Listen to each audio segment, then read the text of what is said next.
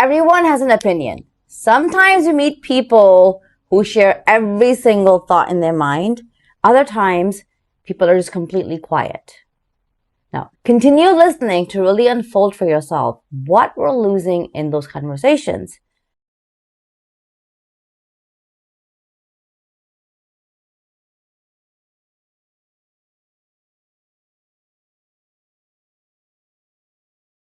More importantly, hey, if it's your first time here, my name is Ambereen, and my mission is to make family development a priority.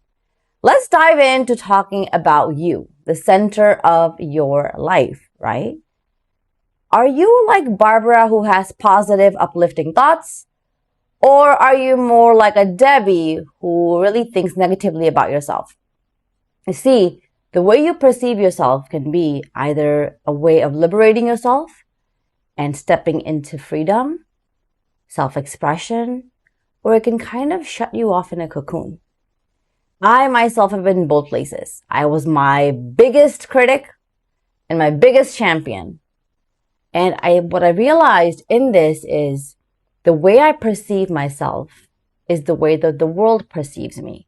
So drop in the comments and let me know, are you a Barbara who has positive thoughts? Or are you like a Debbie who has negative thoughts? And throughout the conversation, what I'm going to do is I'm going to weave in how our thoughts can either give us the autonomy to be free or really start to shrink us and destroy our life. And so this also plays a huge role in our marriages. Your partner has flaws. Congratulations. We all do. Nothing new here.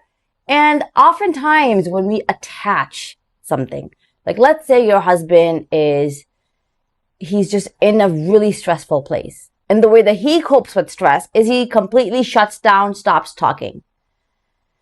And you, on the other hand, feel like this is a personal attack. Like you've done something wrong, you've caused him stress, and now you start to see that you're over delivering, you're over communicating, you're over asking, and it almost starts to barricade him, giving him more and more reason to go a little bit deeper into his quietness. Now he's dealing. What would it mean to have freedom in this situation? Drop in the comments what you think it would really be to give him the freedom to fully express himself so he can have the autonomy to deal with life stresses in this way, while you also realize that you have the freedom to let him be, which then pours into our family. And when our family sees that the energy of the home is one that's inviting, one that's accepting, one that is showing the children that, hey, sometimes healing means course correcting the thoughts that I have for myself. Because I don't take enough credit for the things that I do, so I really am usually frustrated and angry with all of you. When in reality, that frustration is inside. But what you're doing is you're penetrating this all throughout your home. Drop in the comments below and say, I understand, if you know what I'm talking about. This energy that we carry of stress, of negativity, of frustration and irritation, burnout, overwhelm, actually starts to become a language in our homes that our kids are picking up. And you and I both know you don't want to be that parent. You and I both know you don't want to be that partner. You and I both know you don't want to be that person. So what do you got to start doing differently? You got to start to prioritize your family. And how does it begin? It begins with you. Because you are the center of your life, I had said in the beginning of this conversation.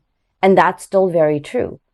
So I want you to take a moment right now and jot down 3 things that come to mind. Right now, yes, jot them down. 3 things that come to mind where you are not taking enough credit, which is kind of spiraling you down in a negative trend.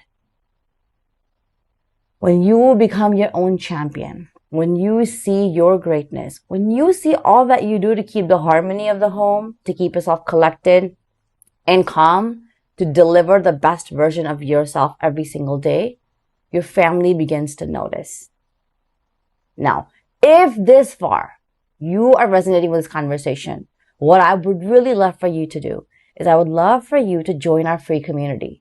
And the free community is people who are just like you, me, Barbara, Debbie, John, Jim, where we all come together and really start to make family development a priority by starting to work on ourselves.